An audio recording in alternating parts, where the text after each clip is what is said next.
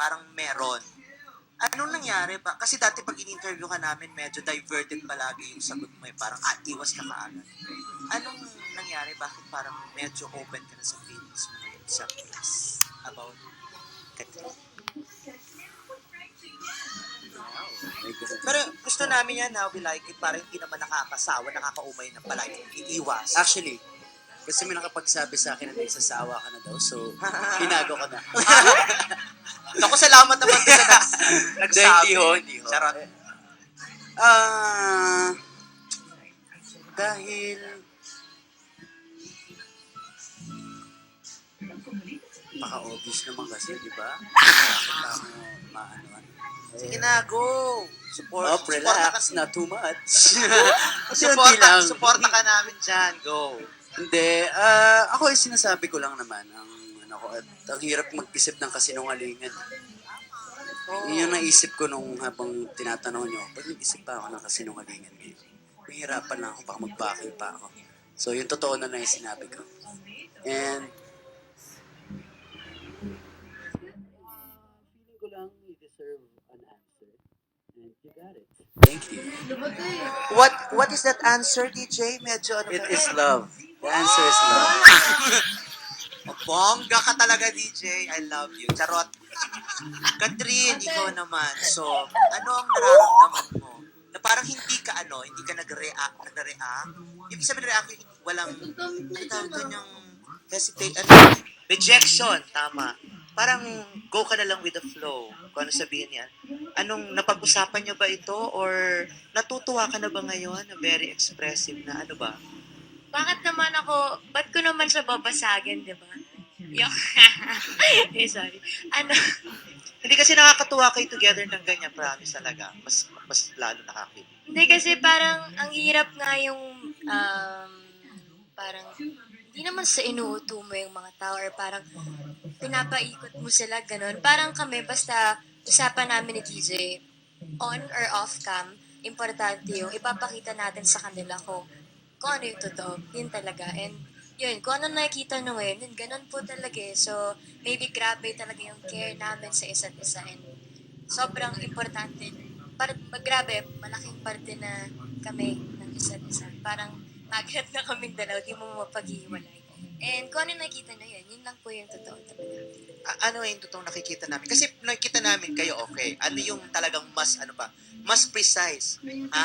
Kayo na nga ba? Sabi, tinatanong ni MJ, ayaw ko sana diretsin, pero di ba, sabi ni DJ, mayroon daw na magsinungaling eh.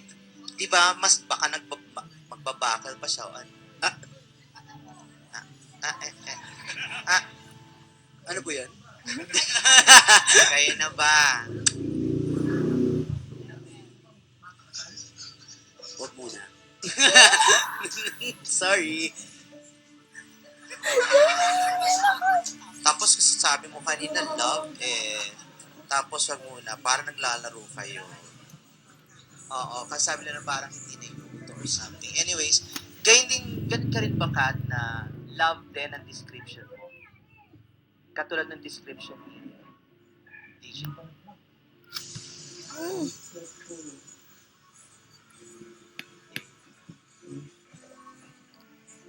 Opo.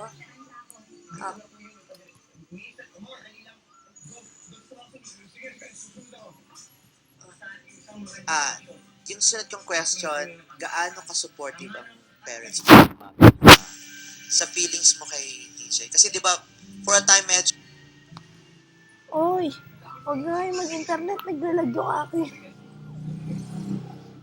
ano siya, medyo may issue kasi na sabi natin kasi hindi nga kayo parehas ni DJ. Diba? So ngayon ba okay na, may blessing na? Ever since naman kasi siguro nasimulan namin na si Tita Carla, sila Tito Do, yung family ni DJ. Pati sila, si Mama sumasama po sa akin sa taping parati. So, parang naging anak na rin talaga ni Mama si DJ. Yung pag pinagsasabihan siya, kapag may nagagawa si DJ, parang si Mama yung isa sa mga proud na tao dyan. So, parang naging close na kasi si Mama lalo, pati si DJ, naging anak na niya. So, sila Mama naman, si Tita Carla, sinasabi nila na hindi naman importante kung maging kayo ngayon, basta i-enjoy na lang. And bata pa kayo pareho, basta importante, alam daw namin i-balance kung hanggang saan, kung ano yung mga limitations namin. Apektado din ba sila kapag ka nagkakatampuhan kayo? Like sila ba yung gumagawa ng paraan para magkabati kayo? Or... Hindi masyado. Parang mas pinapabayaan nila kami na kung may problema, kailangan kami yung mag-ayos na hindi makialam yung ibang Oh, tao. may tiwala. Ayan, ako! Teka, Thank you sandali po. lang. Nagmamadali ka, te. Ay, isa na lang. Taping kasi sila. Yung Valentine's plan nyo na lang, Kat, at saka... plan. Oo. First time namin walang trabaho nga on Valentine's Day kasi till Feb 12 yung taping. So, pinag-uusapan, anong pang final plan? Anong plano mo dito? Siyempre, ikaw dapat yung nagpa-plan din. Ikaw yung lalaki. Oo, ako nga yung lalaki dito. Yung plano ko dapat, naayos ko pa kasi may pinag-uusapan pa kami ni Tito Ian. Ha? Na...